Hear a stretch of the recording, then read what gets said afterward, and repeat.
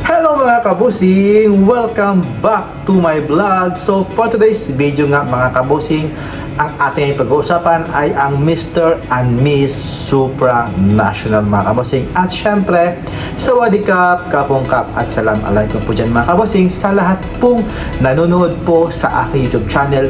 Hello po. At syempre, maraming salamat po sa panonood po mga kabusing. At syempre, huwag kalibutang mag-subscribe sa aking YouTube channel. At syempre nga mga kabosing, today is send off nga mga kabosing ng ating pambato para sa Mr. and Miss Supranational na si Katrina Legado at syempre si Felipe Marasigan, na kung saan grabe no, ang ganda nga dito mga kabosing ni Katrina Legado at syempre ang pogi at syempre fresh na fresh itong si Felipe Marasigan nga mga kabosing para sa kanilang send off nga mga kabosing sa kanilang interview nga. At syempre grabe no, todo support na talaga ang kanilang mga parents, mga friends, mga kabosing ni Katrina at syempre ni Felipe nga mga kabosing. At doon din yung mga reigning queens mga kabosing like si Chelsea Fernandez, si Iliana Maria Aduana at syempre dyan si Tara Valencia, si Kenneth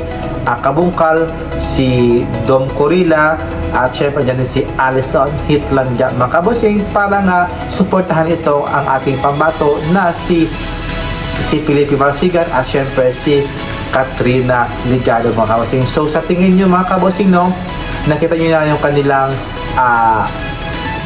mga kabosing pa-send off party nga mga kabosing para kay Katrina Legado at syempre kay Felipe. So dito yung mga kabosing no, sa kanilang beauty, sa kanilang kagwapuhan mga kabosing, alam may laban ba sila mga kabosing para sa para po makapag-compete sa Supranational. Please comment down below mga kabosing sa kanilang beauty, sa kanilang handsome mga kabosing, sa kanilang galawan ng mga kabosing. So sa tingin nyo, may laban ba itong si Katrina Legado at siyempre si Felipe nga mga kabosing para masungkit ang ikalawang corona ng Miss Supra at siyempre ang kauna-unahang Mr. Supra National from the Philippines. Alam mong kaya ba ito mga kabosing ni Felipe para makausad kita mga kabosing at siyempre ma-i-elbow nga nila ang kanilang mga kalaban niya mga kabosing para sa Mr. and Miss Supranational mga kabosing. So for me mga kabosing, may laban naman talaga mga kabosing ang aking pambato.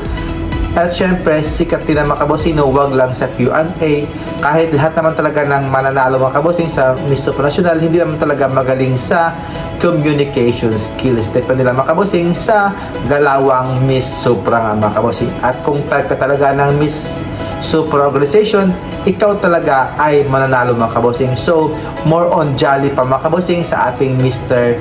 Supra na si Felipe para maging enjoyable talaga at syempre magustuhan siya ng mga viewers at syempre ng ating organization niya ng Mr. Supra at syempre yung mga tao dun sa bansang Poland. Kaya laban ng mga kabosing at huwag kalimutang mag-subscribe sa aking YouTube channel at thank you for watching and see you in my next vlog. Keep safe po. Doon na tayo ngayon sa bansang Poland para sa kaganapan nga sa Mr. and Miss Supranational. Kaya bye bye mga kabosing and see you in my next vlog. Keep safe. Bye bye. God bless.